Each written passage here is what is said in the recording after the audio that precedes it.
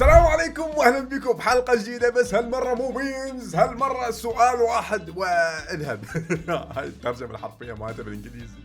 وان كويستشن جو، سلسله مسروقه اخواننا الاعزاء، بس حبيت اسويها حتى يعني صار لنا هواي مسوين حلقه رساله واجوبه بنفس الوقت. خلينا نغير من الميمز شويونه، فحطونا لايك واشترك بالقناه وخلينا نبلش، لانه حرفيا اكو هواي ناس منتظره، كلش هواي ناس تجي تلعبون هذا الحدث. فاهلا وسهلا بالجميع وخلينا نبلش. سؤال واحد إلك، تفضل. السلام عليكم. وعليكم السلام ورحمة الله. شلونك سلام؟ هذا هو كان سؤالك، فإذا تسألني شلونك كان شيء زين. لا. نشوفك بخير، باي باي. سلام. والله كلش واضحة القوانين. كلش واضحة القوانين. أهلا وسهلا، لك سؤال واحد فقط فاستغله وتفضل. هو طلع. علاوي، لك سؤال واحد تفضل. أهلا. أهلا وسهلا. بما أنه إحنا في فترة مراجعة، احكي نعم، لنا عن تجربتك يا سادس إعدادي. صراحة كانت تجربة سيئة جدا، لأنه كنت مشغول باليوتيوب والاقي انه شك واحد بالحياة قلت لك ركز بالسادس، السادس اهم مرحلة ومدري شنو، فصار اكو ضغط فوق الضغط اللي انت فيه الدراسي. بس بس إحنا هيك. صراحة ورا ما يعني خلص السادس وخلص مرحلة الكلية وخلص مرحلة ما بعد الكلية، وراها يلا عرفت السادس ايش قد مهم. يعني حرفيا يحدد مستقبلك ومستقبل الناس دار مدايرك واسلوب معيشتك، وعلى شنو انت راح تضيع وقتك من تكبر، وش وقت العمر اللي راح تكون انت مستقر به ماديا نفسيا معنويا. فاي السادس مهم، واعتبرها مو سنة من حياتك، إن كرس نفسك للدراسة وحاول تتخصص شاء الله. بمجال انت تحبه. اخيرا سؤال لطيف جاوبناه وانتهى، لا حد يسالني شلونك. احمد، عندك سؤال واحد تفضل. السلام عليكم. عليكم السلام، اهلا وسهلا. آه، آه انتوا هم راح تكملون سيرفر لاست كرافت؟ والله يعني راح هو تكملون يعني شكرا على مثل العراق كرافت ايش تطولون بيه؟ شكرا على سؤالك.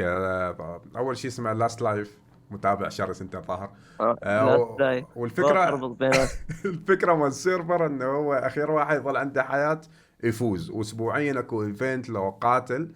يب السيرفر يجوز يطول اسبوع، يجوز يطول سنه، ما حد يدري. فماكو اي تخطيط مستقبلي له. بالنسبه لي اتمنى يطول، انا كلش مستمتع به.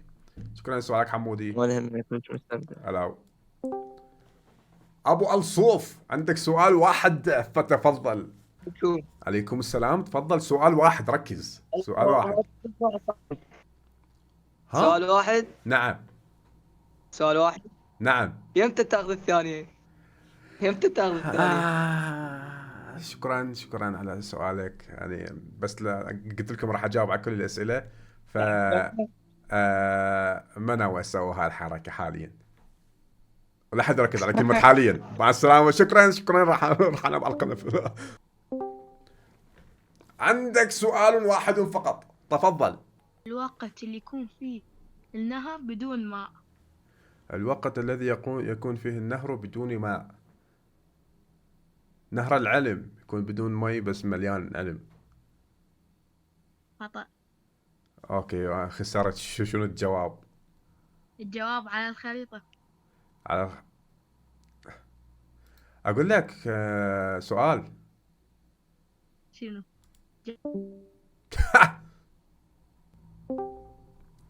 سؤال واحد تفضل، وركز بكلمة سؤال واحد. نعم. السلام عليكم، ولا تعتبره سؤال. اوكي تفضل. أريد أسأل على تيم ليجند عادي. نعم، لك سؤال واحد اخ لوفي. سؤال واحد. سؤال يقول منو صاحب فكرة تيم ليجند؟ اي نعم، نعم. صاحب الفكرة صراحة ناسي. كنا قاعدين باجتماع قبل فترة كلش طويلة انا والشباب، فكرنا انه سوينا نعم. فريق. وراح الموضوع يعني شفنا شوية صعب راح يكون، لانه احنا كنا بعيدين، فالموضوع انغلق. الان قبل فترة هم مو كلش بعيدة انفتح الموضوع مرة ثانية، وقررنا انه نسوي على ارض الواقع، لانه استغلينا فرصة انه احنا راح يكون عندنا ملتقى. فالتقينا وصورنا واستمتعنا وفتحنا القناة وبلشنا في فكرة الفريق. اللي حاليا ما زال تحت الصيانة والتعديلات والترتيبات. شكرا على سؤالك أخ لوفي. حبيبي هلا. اهلا وسهلا. سؤال واحد تفضل.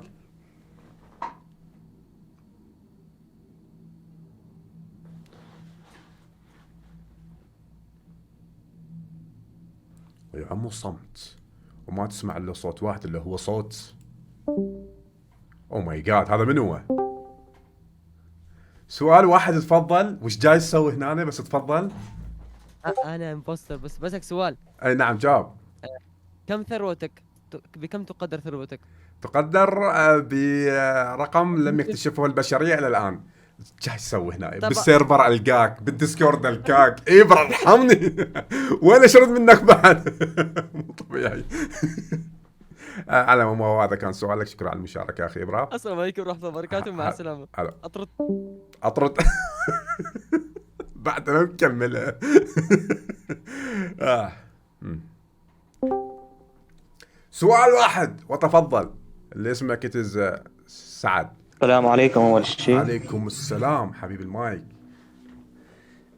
شلونك أخبارك هين؟ وين قاعد؟ انا بخير. وهذا كان سؤالك اللي هو شلونك. شكرا على لا، لا، المشاركة لا، اسعد. اسمع. نشوفكم. اقول لك شيء، راح اعطيك فرصة ثانية. تفضل. شنو البرنامج؟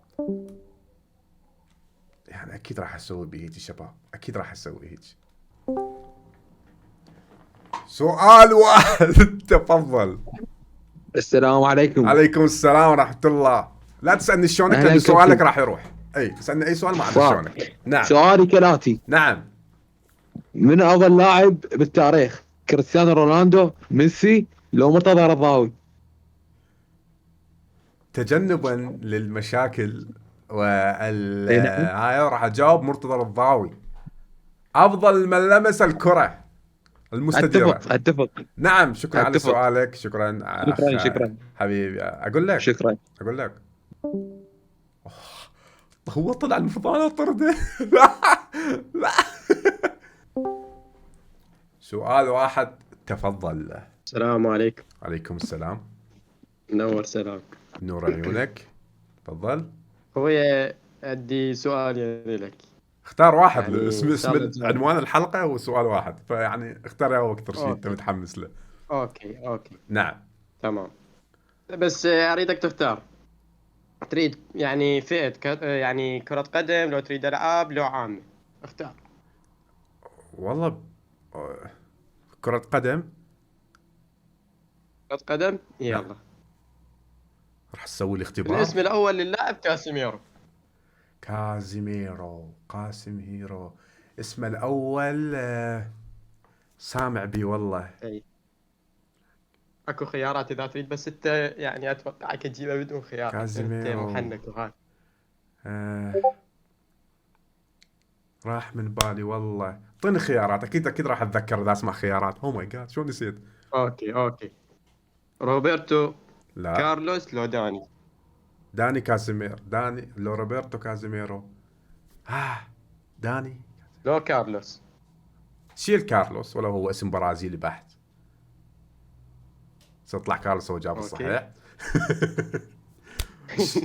ايش بقى عندنا يا اسماء؟ باقي لك روبرتو، باقي لك داني. فراح اختار كارلوس. كارلوس. هاي ثبت. ثبت.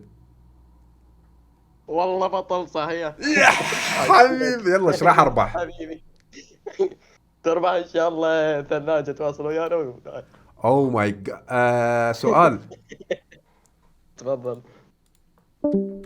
ايش كذا احب اسوي هيك ارتاح نفسيا. سؤال واحد تفضل. وعليكم. وعليكم السلام. شلونك الكوركي؟ بخير شكرا. هو هذا كان سؤالك، فاشكرك على المشاركة. نورت. لا بعدني انا اسف لازم اكون عادل ويا الجميع. يلا اسال. اي خلنا اي نعم تفضل. السؤال يا علي السؤال شو القساوة. سؤال واحد تفضل. عندي سؤال. نعم تفضل. اسمك ليش يجي غريب؟ سالار. وجهة نظر لطيفة صراحة. يعني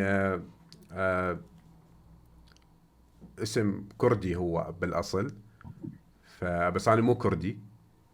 كان اكو هواية حلو. اسماء غريبة مقترحة انه كانت راح تكون اسمي.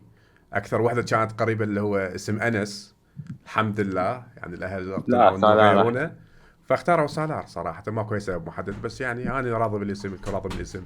نعم. كلش اسم حلو. زين يصير اعرف اسمك شنو هو؟ لا ما لحقنا. لا. قاعدين يدخل عليك سوما. سوما سؤال واحد تفضل. الكركي؟ اوه ماي جاد، ضيعت فرصتك. اي نعم هذا كان سؤالك، وجوابي اي نعم لا هذا لا لا الكركي. لا لا. اوكي يلا بس اسال. مستر تورتش. لا لا زين ترى انت كان لازم تجاوب السؤال مهما يكن. هو سألني على اخطر موضوع. زين. سؤال واحد تفضل. عليكم. عليكم السلام. لا تقول لي شلونك شلونك لانه راح كركي؟ اعتبره سؤال. تمام. اوكي تفضل. سؤالك اخ مصطفى اولد. اوكي. اجمل ذكرياتك كانت في اي سيرفر؟ اجمل ذكريات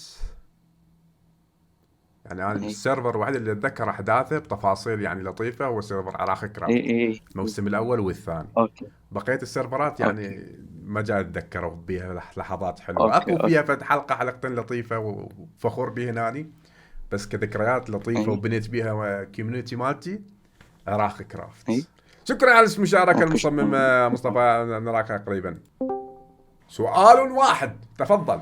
حلبة السلام المصارعة عليكم. ملتقى الأبطال فيها زوايا 4. شلونك ابو كوراي؟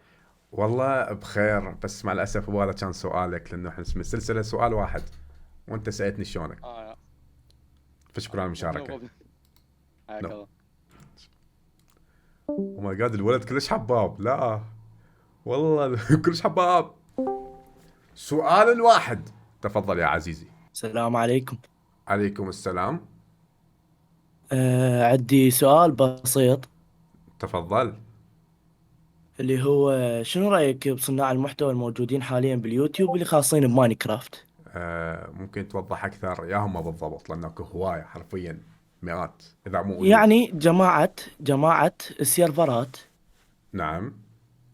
اي شنو رأيك بالمحتوى اللي قاعد يقدموه حاليا، وطيهم نصيحة يعني. إذا جمعت السيرفرات فأنا كلش أحب ماينكرافت نسخة السيرفرات، لأنه تحس إنه أنت ما جاي تتابع حلقة وهاي، جاي تتابع سلسلة كاملة وكل حلقة شيء يكمل شيء، واللمة صحيح. حلوة. أنا أحب اللمة عكس المقاطع اللي تصير هي مثلا أفلام قصيرة، لو هاي أعتبرها في شيء صراحة كلش غير مناسب. وما جاي يفيد الطفل ولا جاي يعلمه أي شيء ولا جاي يضيف أي شيء لطيف للمحتوى. فمحتوى السيرفرات أنا كلش أحبه واحترمه، ودائما ندعم احنا السيرفرات الصغيره. مثلا الشخص ما عنده سيرفر بس هو يوتيوبر، نحاول انه نعلمه شلون يسوي سيرفر، شلون يحيط نفسه بناس ناجحين حتى السيرفر ينجح. فافضل صحيح، محتوى كلام ماينكرافت إيجابي. حاليا هو اشوفه محتوى السيرفرات. وشكرا. بالضبط. اي بي تي بوت، شكراً شكرا على لكم المشاركه.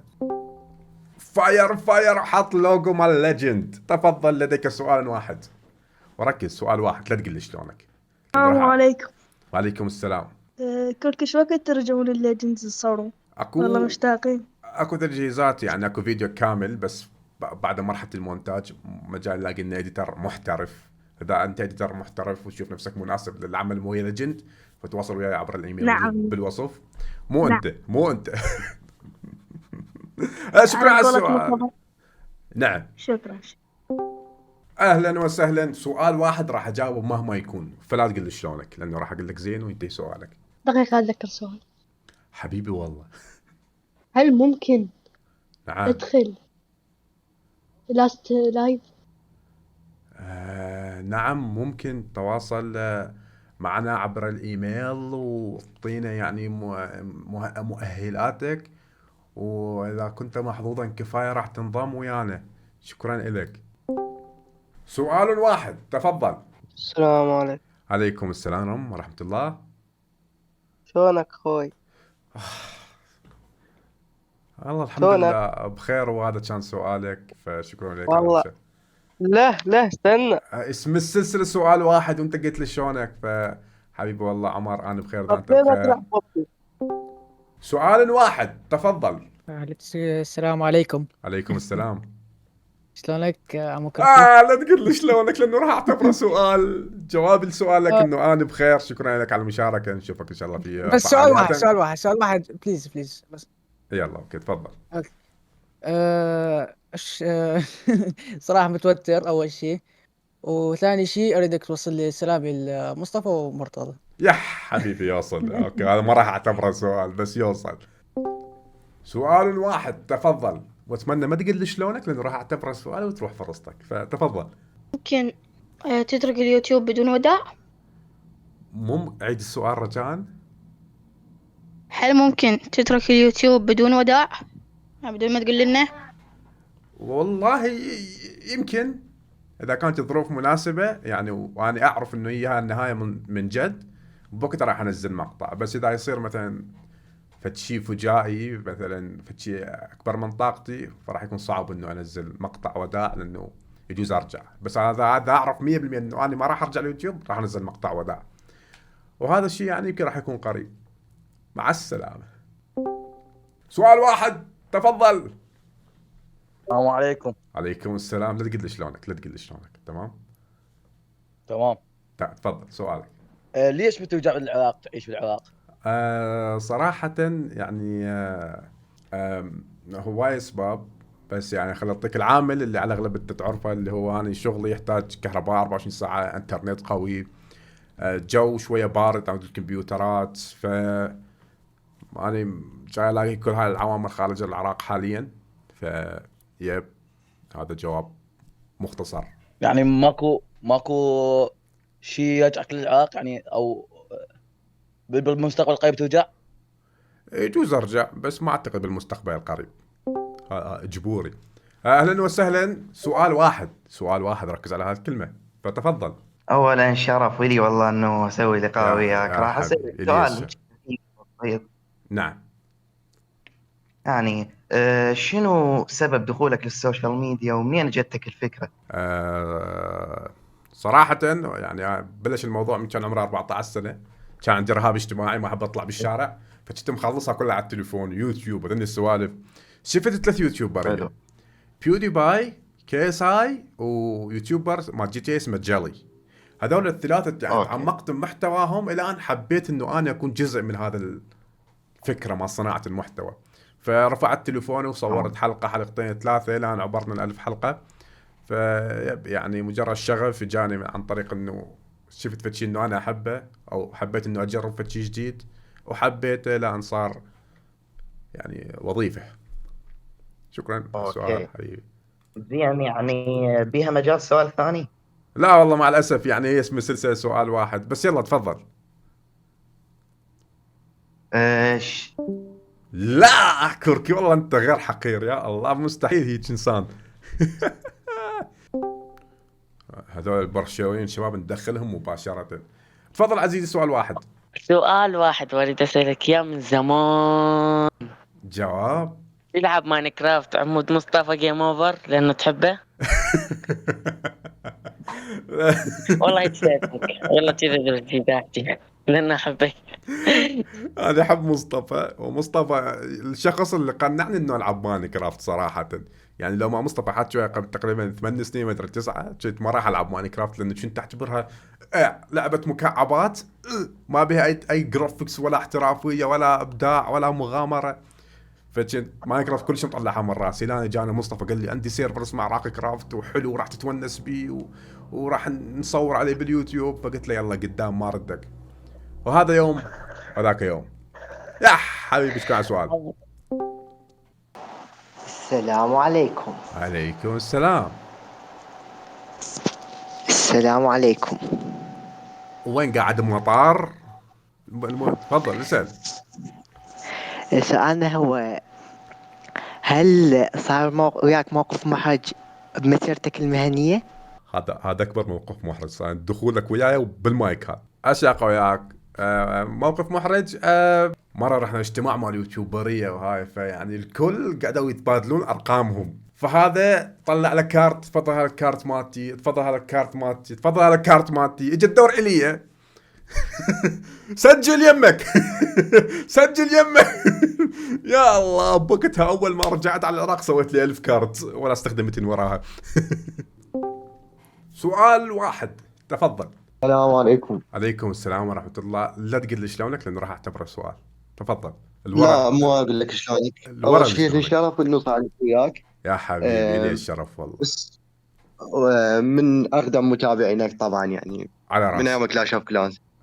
زين. السؤال هو شنو السبب اللي خلاك تفوت بمجال اليوتيوب، وشنو استفاديت منه، وشنو المضارات؟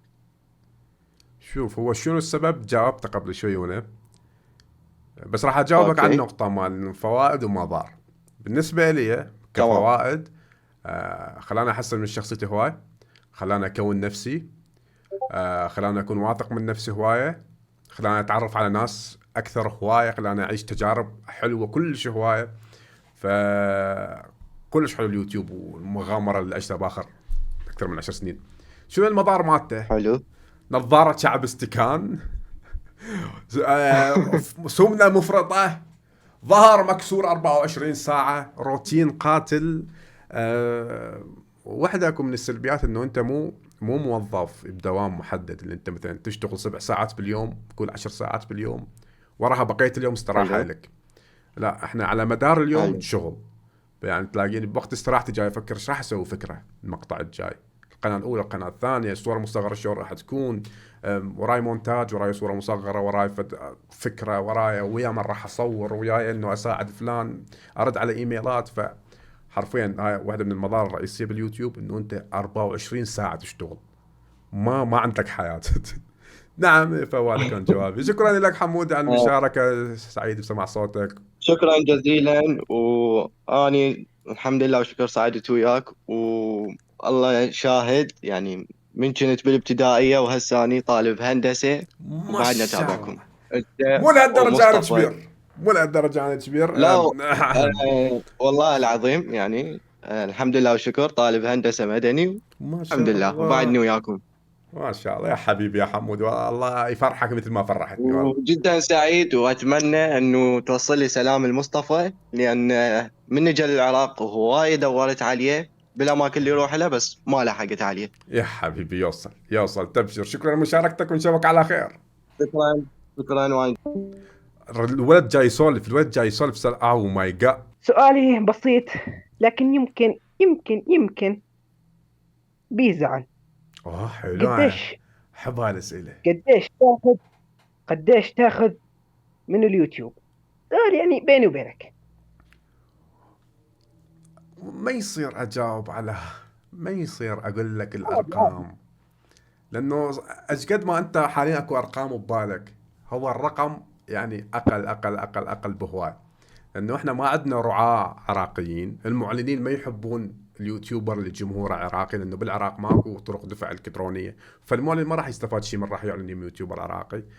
فأكو الطريقة الثانية اللي هي أرباح اليوتيوب كلش قليلة.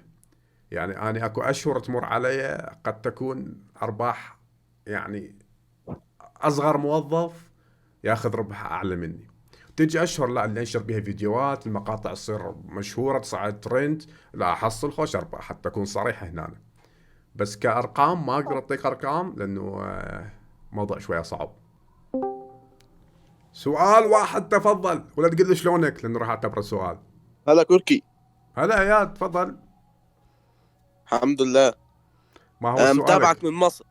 يا حي الله، جدع يا عم. ازيك يا باشمهندس، عامل ايه؟ في لعبة تانية راح تلعبها غير ماينكرافت؟ اصلا ان شاء الله انا والشله كده يعني عاوزين نعمل العاب تانية ونشاركها معاكم بأقرب وقت ان شاء الله. ماشي حبيبي يا كوركي. يا حبيبي يا عم اياد، نورت الدنيا كلها. بنورك. تريدني مصري، تريدني هندي، تريدني كل هند. الو، سؤال واحد تفضل، فلا تقول لي شلونك لانه راح اعتبره سؤال. اضحك يا اخي مو سؤال. اي تفضل. اوقف سؤال نسيت. اوقف مبدئيا اذا واحد سأل هذا السؤال من قبل فانا ما ادري يعني تعذرني. يا ماشي لك يا روح اسوي لك معامله خاصه بعد تريد. بالنسبه للتيم ليجندز، نعم الفكره مالته نعم تعتبر فكره عابره يعني بس هاي المقاطع اللي سويتوها بعدها هي لو اكو بعد تكمله بالمستقبل واكو يعني خلينا نقول تحضيرات وافكار الفشي كبير راح يسوونها بقادم الايام؟ والله سؤال لطيف. هو ناس عبالهم انه هاي القناه قناه مؤقته وراح ننشر فيها مقطع مقطعين وخلاص، بس بالحقيقه احنا طموحنا اكبر من هذا ونريد نوصل لمكان كلش كبير. بس المشكله ما جاي نحصل الدعم الكافي. يعني حتى ابسط الدعم من ناحيه التعليقات صراحه ما جاي اشوف تعليقات داعم بشكل قوي، ما جاي اشوف معلنين يتواصلوا ويانا، ما جاي اشوف ناس تحب تتبنى المشروع بشكل واضح ويانا. بالاخير احنا مجرد يوتيوبرز يعني ما نقدر احنا اللي نقوم بالاعمال الاداريه والاديت والصوره المصغره وكل هالمشاريع، بالاضافه ايجار وامور مكلفه وكاميرات. فاحنا لوحدنا كان نلاقي صعوبه بتوفير كل شيء للقناه مال ليجند. بس اذا الله وفقنا اكيد راح نستمر بيها واكيد راح نقدم محتوى اسطوري. وشكرا حبيبي على السؤال اللطيف. والله عافيتك جواب كلش كافي وافي، شكرا جزيلا. وبالاخير راح بقول لك شنو اقوى اوكي لو بقياس عمك. يح اطلع منه. سؤال واحد فتفضل ولا تقول لي شلونك لان راح اعتبره السؤال.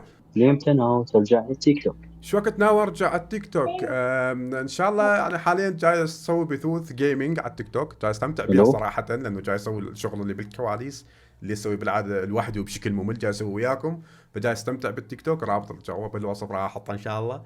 فبس ناوي اطور الموضوع بالمستقبل حتى انه اجيب الولد حتى نطب قصات سويه ونستمتع ونسوي تحديات وعواقب لا عواقب كلمه غلط واضح وعقابات واشياء ممتعه. فحبيبي اطلس. جميل حبيبي، شكرا يا عمري. هلا بيك هلا بيك. سؤال واحد تفضل. راح صوتي حبيبي والله. مرة من المرات استخدمت اكس راي لان واحدة من فيديوهاتك يمكن الثالثة او الرابعة لاست لايف شفت يعني شي مشكوك ترى. شوف انا مجبور بهاي السلسلة اجاوب صراحة وانت سألتني. انا بحياتي ما محمل اكس راي. ايش قد صار لي العب اللعبة 10 سنين بحياتي منزل هكر، بحياتي مسوي اكس راي لانه انا جاي استمتع بلعب اللعبة وادد يعني العبها كما هي. فيعني بس شكرا انت جاي شك بي. روح انت لو تهتم كان عرفت لوحدك انه انا ما استخدم هكر. بما انه انت برشلوني، برشلونة هالسنة تحقق الابطال لو لا من الاخير؟ ارجع لهاي الجزئية بالفيديو وانت راح تكون موجود بيها. واي برشلونة راح ياخذون دوري الابطال وكأس الملك والدوري الاسباني وافضل لاعب في العالم. الله يسلمك. سؤالي هو حسنين اللي كان وياكم فرق كرافت وين؟ ما ادري اخر مرة يعني شفت له بوست كان قبل 6 سنين مدري 5 وكان متجه نحو كرة القدم. فهذا اخير شيء اعرفه عنه. اذا جاي يتابعنا فاتمنى يكتب لي اي شيء. سؤال الك هسه حاليا. ايه اوكي مصطفى مرتضى شلون تعلم الريدستون؟ فيديو يعني كتب علمية. اكثر يوتيوبر تحبه؟ سابقا كانوا 2 يعني بنفس المستوى اللي هم بيودي باي وكي اس اي يوتيوبرز اجانب. حاليا ماكو اي واحد باليوتيوب متحمس المقاطعة، انما اكو العاب محددة مواضيع محددة بس يوتيوبر محدد غير سار الكركي ماكو مع الاسف. سؤال واحد تفضل. اوكي بص يا سرور، انا من مصر ماشي. حيا الله لمصر على راسي من فوق. فاكر اصلا لايف التيك توك بتاع امبارح اللي حضرتك فتحته وانا قلت لك مش ناوي تيجي مصر؟ ايوه ايوه ذكرت عليه. اهلا وسهلا. لا بص انا اصلا متابعك من 2019. ما شاء الله يا ما شاء الله. فبصوا دلوقتي انا عندي 16 سنة بقى وحوار كبير كده بس متابعك من زمان قوي. يا يا عيون المهم انا تسلمين. ما عنديش سؤال معين، يعني ما عنديش سؤال معين، بس حبيت بس ان انا اقول ان انا بحب اتفرج فيديوهات جدا، انت ومصطفى ومرتضى واحمد جيمز بقى والشله الجميله يعني. شكرا على الكلام اللطيف. طب ممكن اسال سؤال صغير؟ ايوه جواب صغير. اوكي. أم... طبعا باسل عباس ماشي، هو طبعا ما عادش بيصور معاكم فيديوهات وكلام زي كده صح؟ نعم نوعا ما. هل بسبب ان حصل مشكله يعني، او ان هو عشان وقف يوتيوب فخلاص انتوا ما عندوش بتصوروا معاه؟ باسل عباس شباب اللي هو باس ستو، هل اكو مشكله بيناتنا؟ لا. هل اجى وطلب من عندنا مساعده لو طلب من عندنا ينضم السيرفر؟ كذلك لا. بس نتمنى له كل الخير والتوفيق، وانا شخصيا سعيد بانه هو جاي يرجع صناعه المحتوى، وجاي يلاقي نفسه بنوعيه من المحتوى اللي هو حاليا جاي يقدمها، ونتمنى ان نشوفه مثل سابق وعهده. نعم. ان شاء الله. شكرا على المشاركه ونورتوه. انت اللي شكرا ان انت طلعتني الصراحه. شكرا يا شكرا. منو دعمك ببدايتك باليوتيوب؟ اكو نوعين دعم انا حصلتهم بالبدايه كمجال يوتيوب. اول دعم كان من ايه. مصطفى، اللي هوايه طاي نصايح باليوتيوب، وهوايه صور وياي، وهوايه سوالي واهس بماينكرافت. والدعم النوعيه الثانيه اللي هي دعم المشتركين صراحه بلاك هاك، او وسام صاحب قناه بلاك هاك، يمكن هسه هو معتزل، بس كان دعمه الي بالمشتركين كلش هواي. تقريبا صعد فوق ال 1800 مشترك بيوم واحد، وبوقت هذا كان رقم محترم، فما انسى افضال هذول الاثنين. وهذا جوابي على سؤالك، فشكرا لك نورت. اسمك الحقيقي سلار؟ لا، اسمي الحقيقي سالار. سؤال واحد تفضل. يعني بالمستقبل جهالك همين تلعبهم وياك ماينكرافت؟ اكيد جديات اكيد. يعني ماينكرافت لعبه على ما اليوتيوب بيها يطلعون؟ ان شاء الله، يعني اذا يعني اشوف هذا الشيء مناسب لهم اكيد اي، ليش لا. اليوتيوب ما شكراً بيه شيء جزيلاً. غلط، ماينكرافت ما بيه شيء غلط، انت ما بيك شيء غلط، هاي الحلقه ما بيها شيء غلط. ماكو شيء غلط اصلا بهاي الحياه. يح. وبهيج اخواننا الاعزاء، وبعد ساعة و40 دقيقة من التصوير خلصنا كل المشاركين. ما رحت ازعل اي احد لانه هاي اول فعالية اسويها، فان شاء الله اسبوعين او شبه اسبوعين راح نسوي لنا فعالية بالديسكورد مالت الرابط مالته والجواب بالوصف. دجا باوع هنا الكاميرا. فعزيز المتابع لا تنسى لايك وتسلاك عبر. انا ما اختم بهالقناة، نسيت. المقطع خلص، الفيديو انتهى، تقدر تطلع باي لحظة. باي باي. المقطع خلص والله، تقدر تطلع. حتى اغنية مال اوترو ما احط لكم، هيك عنصرية على هالقناة لا اكثر ولا اقل.